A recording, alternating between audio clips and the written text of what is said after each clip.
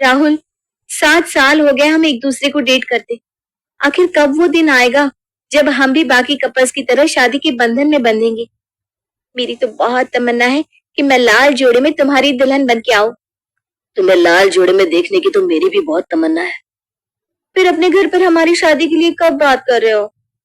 तुम कहो तो आज ही मेरी जान। हाँ, जल्दी बात करो ना, वरना अगर मेरे मम्मी पापा ने मेरी शादी तुम्हारे सिवा कहीं और तय कर दी तो? सच कहूं तो मैं तुम्हारे बिना जी नहीं पाऊंगी। मैं भी तुम्हारे बिना नहीं जीना चाहता मेरी जान। बस तुम ऐसे ही मेरे साथ रहो। और इसके बाद दोनों अपने घर चले जाते हैं। वहीं राहुल के घर पर जब सभी शाम की चाय पीने बैठते हैं। माँ, अब कितना काम करती हो, थकती नहीं हो क्या? हाँ बेटा, सालों से यही काम कर रही हूँ। कितनी भी थक जाओ, काम तो करना ही पड़ेगा ना। आपको नहीं लगता कि घर में एक और मेंबर की जरूरत है जो आपका हाथ बटा सके? कितना समझदार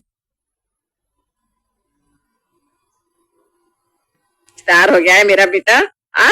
एक तेरे पापा है, पिछले 30 साल में मुझे नहीं समझ सके, और एक तू। बेटा, सच में अब जल्दी से एक बाई लगवा ही दे, थोड़ी राहत मिलेगी घर के काम में मुझे। अरे माँ, मैं बाई की नहीं, बहू की बात कर रहा हूँ। बहू? तू शादी करना चाहता है? बेटा, मुझे लगा तुझे अभी शादी नहीं करनी। आजकल के बच्चे वैसे भी देरी से शादी करते हैं, इसलिए मैंने तो तेरे लिए लड़की भी नहीं देखी। आजकल माँ बाप नहीं, बच्चे ही अपना पार्टनर ढूंढ लेते हैं। क्यों बेटा? वो पापा, माँ, मैंने लड़की ढूंढ ली है, मेरी गर्लफ्रेंड सोनिया। हम दोनों पिछले 7 साल से एक दूसरे को डेट कर रहे हैं और अब हम शादी करना चाहते हैं। थैंक गॉड, मुझे मेहनत नहीं करनी पड़ेगी लड़की ढूंढने के लिए। नहीं तो हे राम जी, मैं अकेली क्या क्या करती। तो जब तूने लड़की देख ही ली है तो मिलवा भी दे अब मैं सोनिया से बात करता हूँ पापा। जिसके बाद राहुल और सोनिया की फैमिली का मीटअप होता है और लव मैरिज होने के बावजूद दोनों ही परिवार इस रिश्ते से बहुत खुश होते हैं। राहुल और सोनिया की शादी काफी धूमधाम से होती है। शादी के बाद फाइनली हम एक हो गए।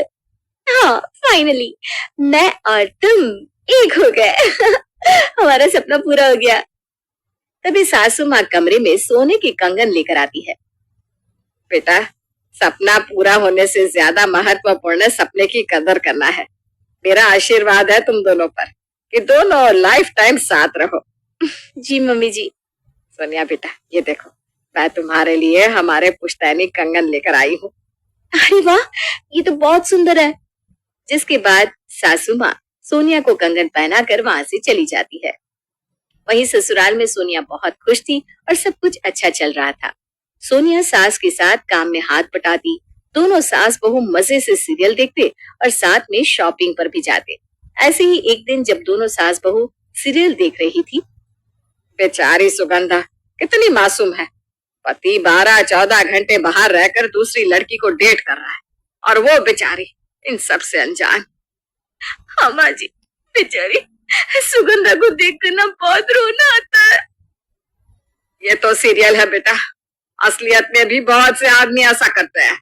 सच? हाँ, लेकिन ये ले, अब रुमाल ले, आंसू पोंछ ले। अरे ये सब ड्रामा वामा देखकर अपने मोती जैसे आंसू वेस्ट नहीं करने हैं। हाँ। फिर दोनों सास बहू हंसी ठिठोली करने लगती है। वहीं सीरियल की बात कहीं ना कहीं सोनिया के मन में घर कर जाती है और वो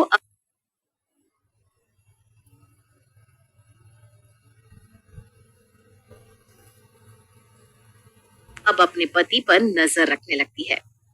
राहुल, मैंने तुम्हें आर नाम से प्रिंटेड हैंकी दी थी ना, वो कहाँ गई? वो तो रिया ले गई यार, सॉरी। ये रिया कौन है? अरे मेरे ऑफिस की कलीग है। उसने हैंकी देखी और तुरंत मांग ली और मैं मना नहीं कर पाया। हमारे प्यार का गिफ्ट तुम किसी और को कैसे दे सकते हो?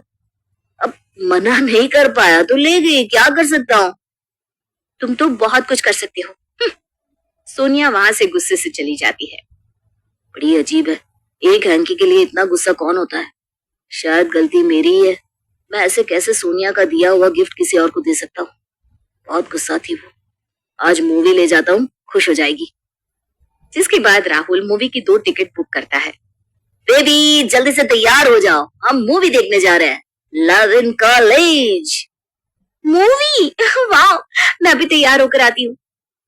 1 घंटे बाद, बेबी अब आ भी जाओ, तुरंत बोलकर 1 घंटा हो गया, मूवी निकल जाएगी तुम्हारे चक्कर में। आती हूँ। फिर सोनिया तैयार होकर बाहर आती है। कातिल लग रही हो जान। थैंक यू हबी जान। कातिल बोलने पर इतनी खुश हो गई कि फूल ही नहीं समारी। अभी कातिल की जगह खूनी बोल दिया होता ना तो खून पी जाती। अजीब पागल है। फिर दोनों मूवी देखने चले जाते हैं। वहीं मूवी थिएटर में सोनिया को उसके कॉलेज का बेस्ट फ्रेंड मिल जाता है और जिसके बाद सोनिया मूवी छोड़कर रजत से बात करने में बिजी हो जाती है, जिस कारण राहुल को अकेले ही मूवी देखनी पड़ती है और वो गुस्से में अकेले घर आ जाता है। ऐसे अकेले मुझे वहां छोड़कर तुम कैसे आ सकते हो? जैसे तुम हमारी रोमांटिक डेट छोड़कर उस रजत से बात करने में बिजी हो गई। अरे यार, रजत बहुत दिन बाद मिला था, मूवी तो हम कभी भी देख लेंगे, अच्छे दोस्त जल्दी थोड़ी ना मिलते हैं।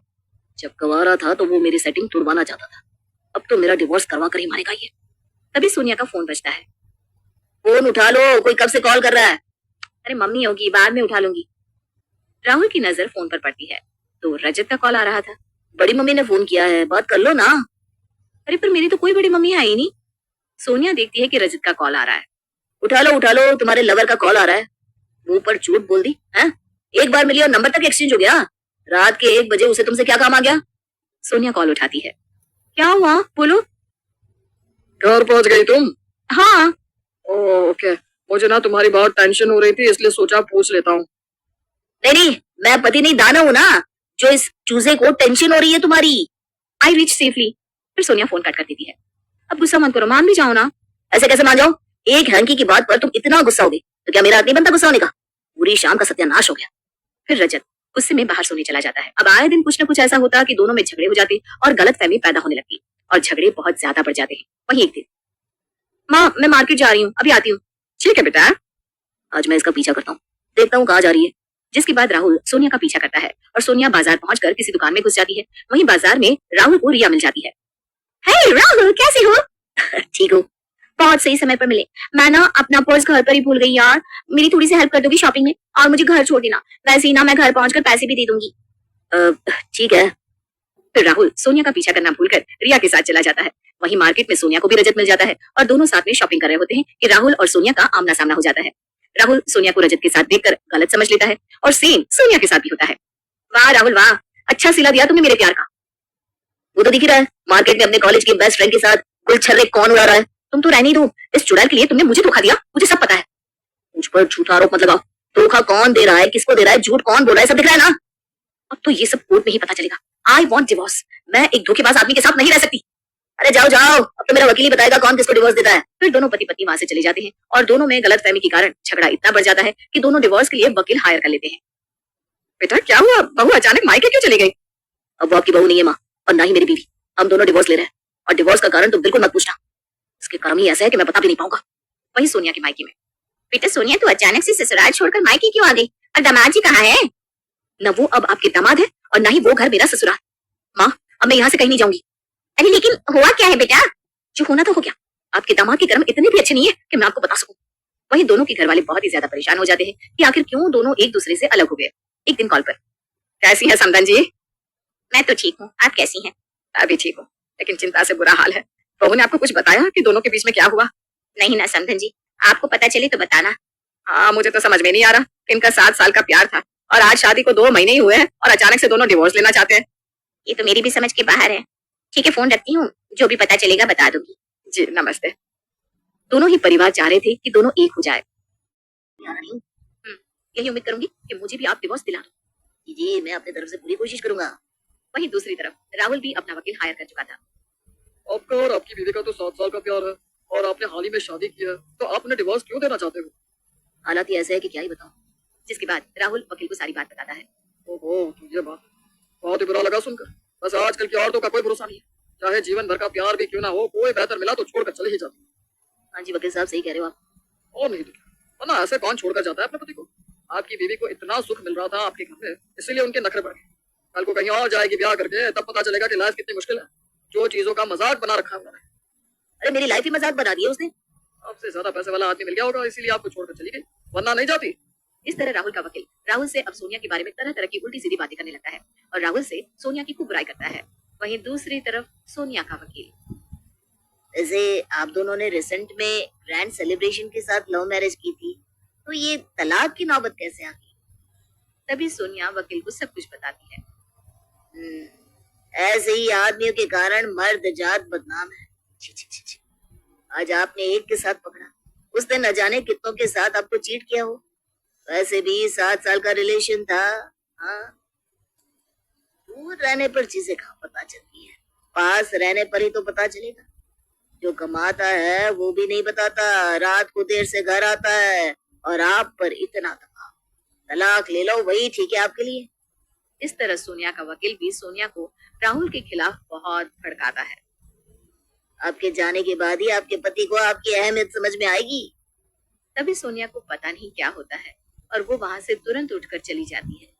अरे अब इनको क्या हो गया? लगता है तीर निशाने पर लगा है। वहीं राहुल भी अचानक सोनिया के घर पहुंच जाता है। मम्मी जी, सोनिया कहाँ है? बेटा, सोनिया तो यहाँ नहीं है, वो तो तुम्हारे घर गई। वो मेरे घर गई है? तभी राहुल भी जल्दी से घर पहुंचता है और सोनिया तुरंत आके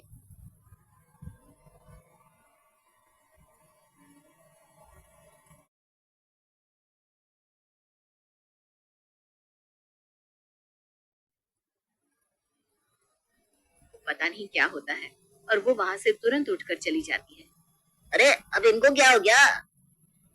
लगता है तीर निशाने पर लगा है। वहीं राहुल भी अचानक सोनिया के घर पहुंच जाता है। मम्मी जी, सोनिया कहाँ है? बेटा, सोनिया तो यहाँ नहीं है, वो तो तुम्हारे घर गई। वो मेरे घर गई है? तभी राहुल भी जल्दी से घर पहुंचता है और सोनिया तुरंत आके उसके गले से लग जाती है। आई एम सॉरी अभी, मुझे पता नहीं क्या हो गया था, मैंने तुम पे शक किया। मुझे भी माफ कर दो जान।